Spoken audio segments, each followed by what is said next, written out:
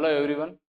आज की हमारी क्लास है आइसोमेरिज्म या समावयवता। पिछले लेक्चर्स में हमने एक तो यौगिकों का वर्गीकरण देखा है, हेलो एल्केन का वर्गीकरण समझा है, तो और इसके अलावा आईयूपैक नेम लिखे हैं और कुछ कॉमन नेम लिखे हैं, सामान्य नाम लिखे हैं यौगिकों के। अब स्टार्ट करते हैं हम आइसोमेरिज्म। ठीक है, तो आइसोमेरिज्म में हेलो एल्केन के अंदर अगर आप चेक करो तो तीन टाइप की आइसोमेरिज्म होती है। तीन टाइप में कौन कौन सा, जिसमें लिखा है जैसो एक तो लिखा है श्रृंखला समावयवता, इंग्लिश में इसको बोलते हैं हम चेन आइसोमर। दूसरा है स्थिति, मतलब इसको हम बोलते हैं पोजीशन आइसोमर। ठीक है, और तीसरा प्रकाशिक है, प्रकाशिक को हम बोलते हैं ऑप्टिकल आइसोमर, ऑप्टिकल आइसोमेरिज्म। ठीक है, चलो एक एग्जांपल दिया है C5H11Br। इसके हमें टोटल आइसोमर बनाने हैं।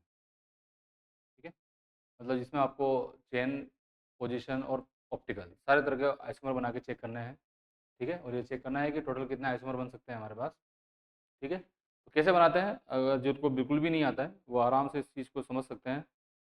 तो हमें क्या करना है, 5 कार्बन का कंपाउंड है और उस पर बी आर लगाना है।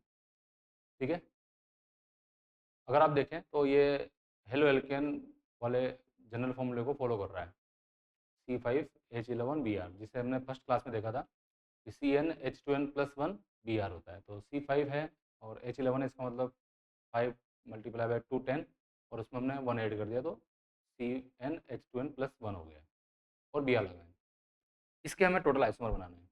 ठीक है, तो 5 कार्बन का आइसोमर बनाने, देखो कैसे कैसे बनाते हैं, किस तरीके से बनाते हैं आप लोग समझें। सबसे पहले हमने लिया 5 कार्बन की चेन, 1 2 3 4 5, और उसके बाद हमने क्या करना है, बी आर लगाना है। तो हमने एक जगह पर लगा दिया बी आर, एक नंबर कार्बन पर लगा दिया। दूसरा चेक करें तो वही 5 कार्बन का कंपाउंड, अब हमने बी आर की पोजीशन चेंज करके उसको यहाँ पर लगा। अगर आप चेक करोगे तो पहले ये एक नंबर कार्बन पर लगा था, अब ये कौन से नंबर पर चला गया, 2 नंबर पर चला गया, पोजीशन चेंज हो गई। ठीक है, तीसरा एक और बना के चेक करें तो 1 2 3 4 5 कार्बन, और हम इसको अब लगाते हैं इस जगह पर, मतलब यहाँ बीच में लगाते हैं बी आर। नंबरिंग करेंगे तो 1 2 एंड 3। ठीक है, तो 5 कार्बन की चेन अगर आप बनाते हो स्ट्रेट चेन, तो उसमें बी आर को आप या तो 1 नंबर पर लगा सकते हो, या 2 पर लगा सकते हो, या फिर 3 पर लगा सकते हो। इसका मतलब इसके जो आइसोमर बनेंगे वो 3 ही बनेंगे सिर्फ। ठीक है, कौन से वाले, 5 कार्बन वाले। और इसमें भी आप नोटिस करोगे तो इसमें सिर्फ हेलोजन की जो पोजीशन है वो चेंज हो रही है, स्थिति चेंज है, 1 नंबर से 2 पे गया, 2 से 3 पे गया। तो जहाँ कहीं भी आपको पोजीशन में चेंजेस दिखे, उस जगह आप समझ जाना कि यहाँ जो आइसोमर होंगी वो कौन सी समायता होगी, स्थिति समायता। इनमें पोजीशन ही चेंज हो रही है। ठीक है, तो ये हुए पहले तो 5 कार्बन वाले। अब हम क्या करते हैं, 4 कार्बन की चेन बनाते हैं, 1 2 3 4, और हम लगाते हैं एक कार्बन को यहाँ पर। ठीक है, और इसमें अगर हम चेक करें तो बी आर को कहाँ कहाँ लगा सकते हैं अपन, तो एक बार हम बी आर यहाँ लगा देते हैं। दूसरा कोई एग्जांपल बना के देखते हैं, तो इसमें चेक करें कि बी आर की पोजीशन चेंज करके यहाँ ले आते हैं।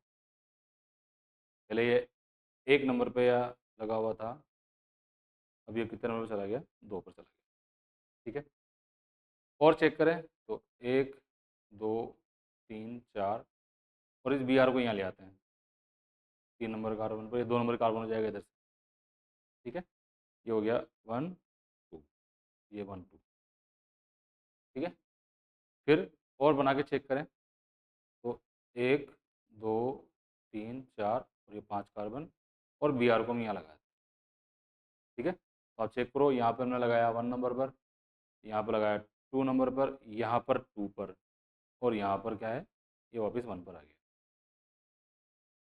ठीक है, टोटल 4 कार्बन वाली अगर चेन आप लेते हो तो उस कंडीशन में यहाँ पर टोटल कितने आइसोमर बनेंगे, इसके 4 आइसोमर और बन जाएंगे। ठीक है, तो ये हो गए 4 कार्बन वाले आइसोमर्स। ठीक है, नेक्स्ट अगर हम बात करें तो 3 कार्बन की चेन बना लेते हैं, 1 2 3, और इस पर हम लगा रहे हैं 2 कार्बन। तो 3 कार्बन की चेन तभी बन सकती है जब इस पे इस कंडीशन में हो। और एक जगह पर हम क्या लगा रहे हैं, Br। ठीक है, अब इसमें ये वाला कार्बन, ये कार्बन, ये कार्बन, ये कार्बन, सारे एक जैसे कार्बन, सारे 1 डिग्री कार्बन है, तो आप Br को कहीं भी एक जगह जोड़ सकते हैं, तो इसमें जो बनेगा एक ही आइसोमर बनेगा। ठीक है, तो अगर ऐसे हम टोटल आइसोमर काउंट करें जिसमें सिर्फ पोजीशन और चेन वाले होंगे, ठीक है, तो ये टोटल काउंट कर सकते हो, तो 1 2 3 4 5 6 7 और 8, 8 स्ट्रक्चर मतलब संरचनात्मक समूह बनाए हमने इसके।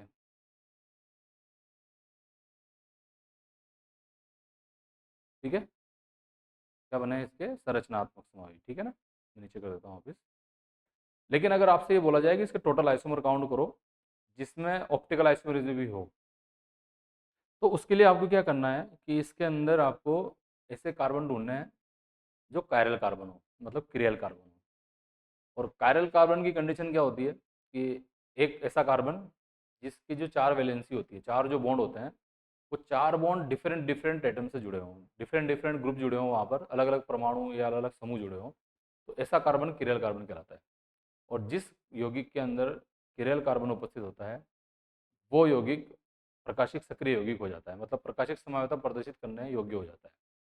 ठीक है, तो अब हमें ये चेक करना है कि इसमें से कौन से कार्बन है, सॉरी कौन सा ऐसा कार्बन है जो ऑप्टिकल एक्टिव है, ये कायरल कार्बन है। चलो देखें इधर। पहले वाले में तो ऐसा कोई ग्रुप है नहीं। ठीक है, इसमें तो सारे ऐसा कोई ग्रुप लगा नहीं, क्योंकि यहाँ पर जो है इस 1 नंबर कार्बन से 2 हाइड्रोजन लगे होंगे, तो ये कायरल कार्बन नहीं है हमारा। ठीक है, इसके नीचे वालों को चेक करें तो देखो ये 2 नंबर कार्बन है, इसमें एक तो ये मिथाइल ग्रुप लगा हुआ है, एक Br लगा हुआ है, एक ये पूरा ग्रुप लगा हुआ है, और एक यहाँ पर H लगा हुआ है। चारों ग्रुप क्या हो गए, अलग अलग, तो ये कैसा हो गया हमारा, ऑप्टिकली एक्टिव। ठीक है, तो ऑप्टिकली एक्टिव कार्बन के ऊपर हम क्या लगाते हैं, स्टार लगाते हैं, लगा देंगे इसके ऊपर स्टार लगा देंगे। ठीक है, तो इसमें क्या होगा, 2 फॉर्म बनेगी, एक डी फॉर्म बनेगी और एक एल फॉर्म बनेगी, मतलब इसके 2 आइसोमर होंगे। संरचनात्मक समायोता में इसको हम एक काउंट करेंगे, लेकिन जब प्रकाशिक समायोता हमें इसको काउंट करना है तो इसमें 2 आइसोमर काउंट होंगे, 2 समायोगी काउंट होंगे। एक तो ऑलरेडी संरचनात्मक में काउंट हो चुका है, दूसरा ऑप्टिकल में काउंट हो जाएगा। ठीक है, ऐसे ही तीसरे वाले में चेक करें तो इसमें भी क्या होगा, दोनों ग्रुप सेम लगे हुए हैं, एक कार्बन से 2 ग्रुप सेम लगे हुए, तो ये ऑप्टिकल एक्टिव नहीं है, मतलब इसमें कार्बन कार्बन नहीं है। इस वाले में भी बात करें तो इसमें भी ऐसा कोई कार्बन नहीं है जहाँ पर ये ऑप्टिकल एक्टिव बन जाए। ठीक है, क्योंकि यहाँ पर इस कार्बन की बात करें तो इसमें 2 कार्बन सेम है, तो ये ऑप्टिकल एक्टिव नहीं हो सकता, क्रियल कार्बन नहीं हो सकता। इस वाले की बात करें तो इसमें हाँ हमें दिख रहा है कि यहाँ पर एक तो Br लगा है, एक मिथाइल ग्रुप लगा है, एक ये पूरा आइसोप्रोपाइल ग्रुप लगा है, और एक इससे हाइड्रोजन जुड़ा होगा, तो ये भी कार्बन कैसा हो गया हमारा, ऑप्टिकली सॉरी कायरल कार्बन। और कायरल कार्बन होगा तो ये कैसा होगा, ऑप्टिकल एक्टिव होगा, तो इसके भी एक डी फॉर्म बनेगी और एक एल फॉर्म बनेगी। ठीक है, नेक्स्ट तीसरा एग्जाम्पल देखें तो इसमें 2 मिथाइल ग्रुप सेम आ गए, तो ये ऑप्टिकल एक्टिव नहीं है या कायरल कार्बन नहीं है इसके अंदर। ठीक है, नेक्स्ट इस कार्बन की बात करें, ये भी आप चेक करो, नोटिस करो, एक लगाए मिथाइल ग्रुप, एक लगाए इथाइल ग्रुप, एक लगाए ये पूरा ग्रुप, और एक लगाए इस पर हाइड्रोजन। ये कार्बन भी कैसा हो गया हमारा, ऑप्टिकली एक्टिव कार्बन हो गया, मतलब कायरल कार्बन हो गया। ठीक है, तो ये हो गया हमारा कायरल कार्बन। ठीक है, कॉपी कर लेते हैं,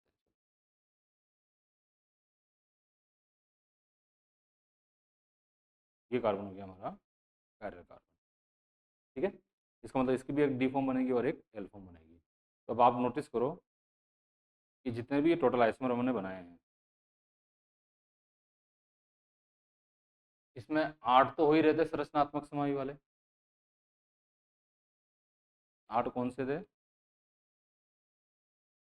संरचनात्मक वाले, स्ट्रक्चरल आइसोमर जिसको हम कहते हैं। और इसमें 3 और आगे जो कौन से हैं, प्रकाशिक वाले, ऑप्टिकल वाले, त्रिविम समाई जिसको हम कहते हैं, त्रिविम समावयवी। ठीक है, तो टोटल आइसोमर कितने हो गए इसके, 11 आइसोमर हो गए, 11 समावयवी बनेंगे C5H11Br के।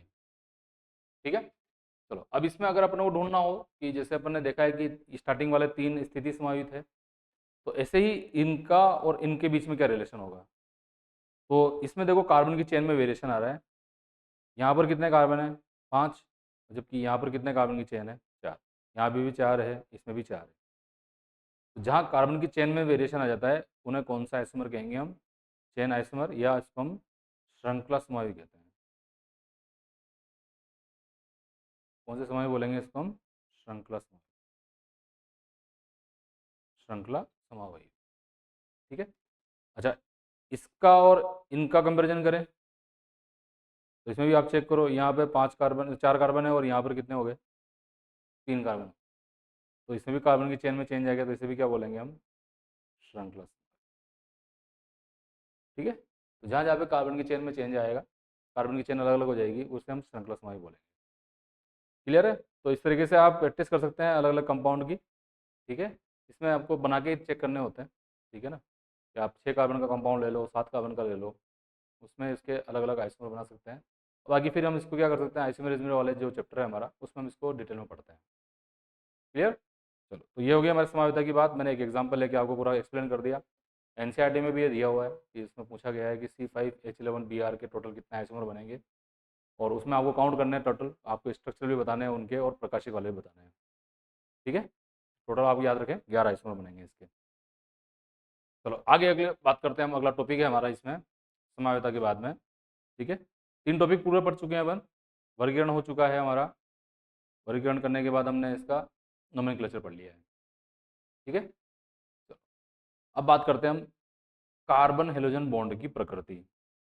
मतलब जो हेलो एल्केन है या हेलो एरीन है, इसमें कार्बन और हाइड्रोजन हेलोजन के बीच में जो बॉन्ड बना होता है, उस बॉन्ड की नेचर कैसी है। ठीक है। तो समझें इसको अच्छे तरीके से।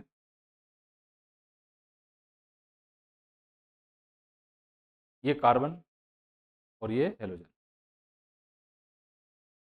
इसके 3 बॉन्ड इस तरीके से होंगे।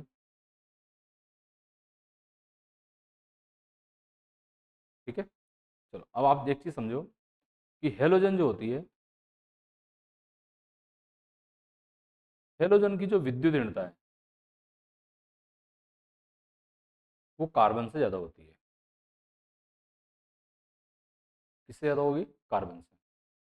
अब अगर कार्बन से विद्युत ऋणता ज़्यादा है तो इस बॉन्ड में, जो कार्बन और हेलोजन के बीच में बना हुआ है, उसमें शेयर्ड इलेक्ट्रॉन है 2।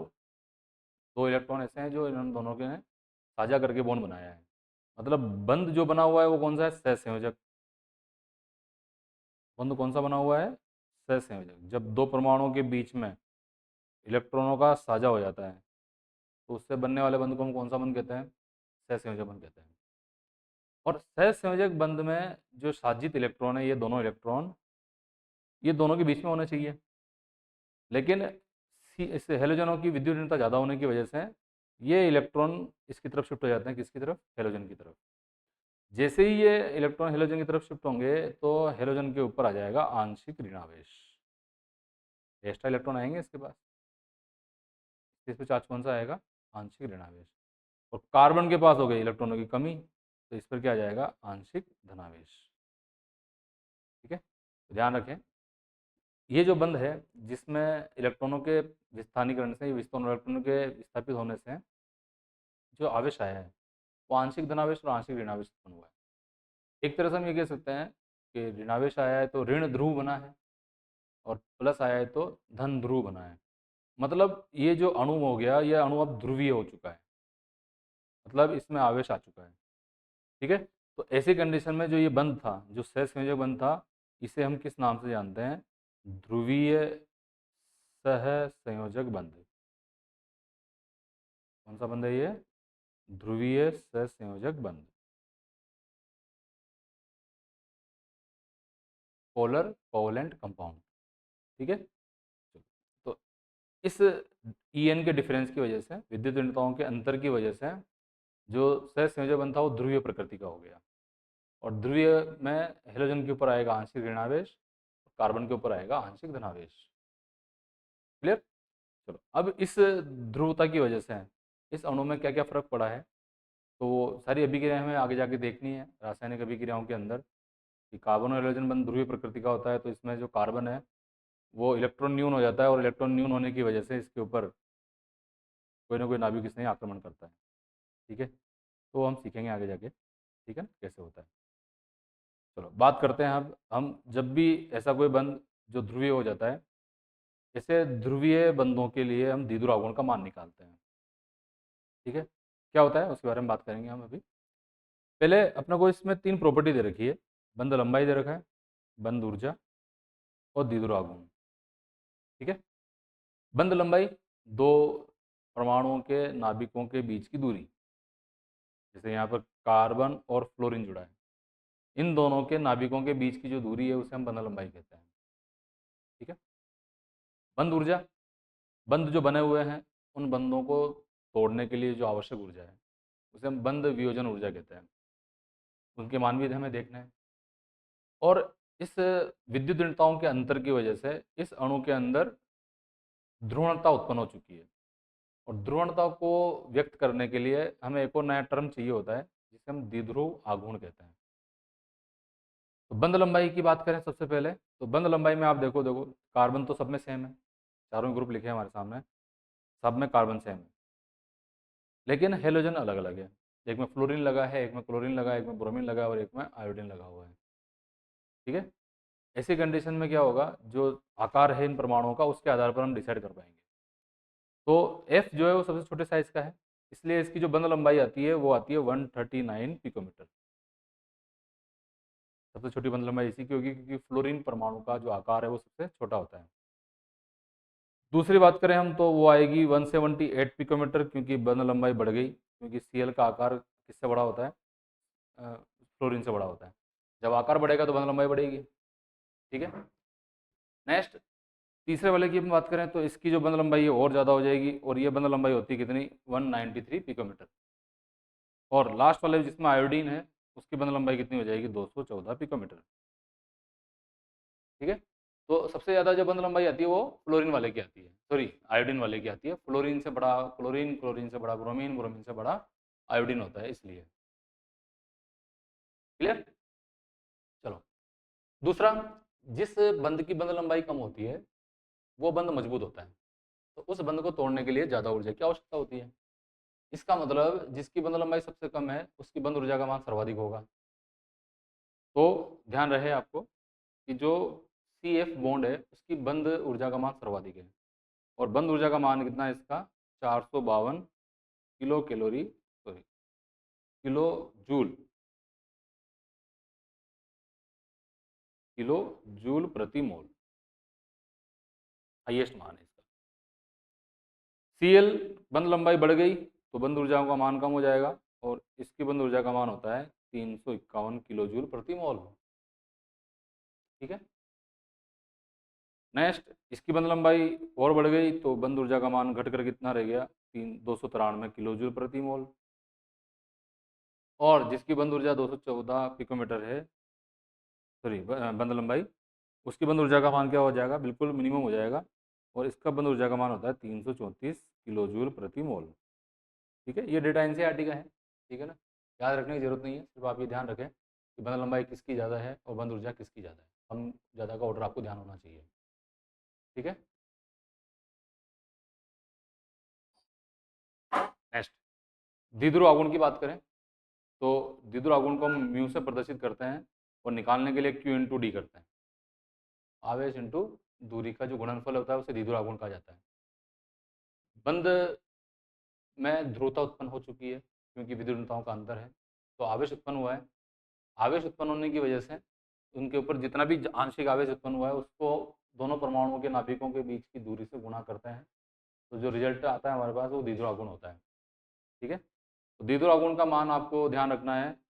पहले वाले जो कंपाउंड है जिसमें बंध लंबाई का मान बहुत ही कम है, इसके लिए द्विध्रुव आघूर्ण का मान आता है 1.847 डी बाई, यूनिट याद रखना है आपको, डी बाई। ठीक है, सेकेंड बात करें तो इसकी जो द्विध्रुव आघूर्ण का मान है 1.860 डी बाई, इसका मान होता है 1.830 डी बाई, और इसका मान होता है 1.636 डी बाई।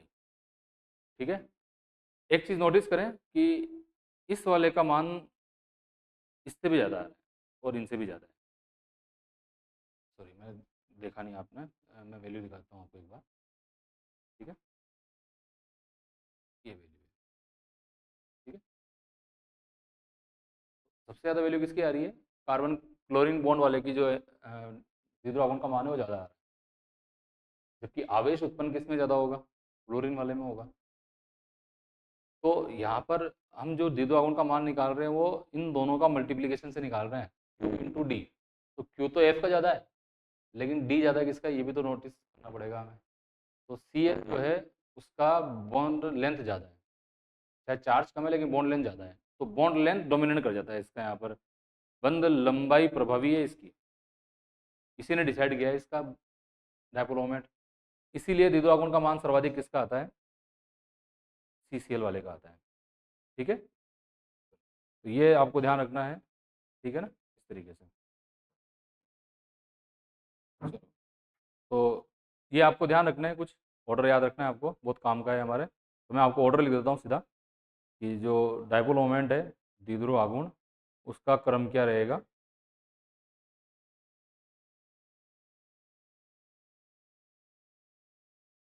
सबसे ज़्यादा किसका है?